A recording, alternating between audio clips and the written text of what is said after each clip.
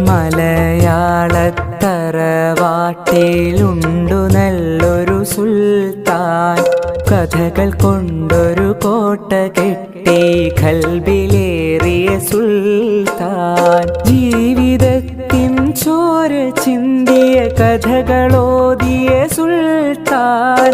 കഥകൾ കൊണ്ടൊരു കോട്ട കെട്ടി ഖൽബിലേറിയ സുൽത്താൻ. മലയാളത്തറവാട്ടിലുണ്ടു നല്ലൊരു സുൽത്താൻ. കഥകൾ കൊണ്ടൊരു കോട്ട കെട്ടി ഖൽബിലേറിയ സുൽത്താൻ.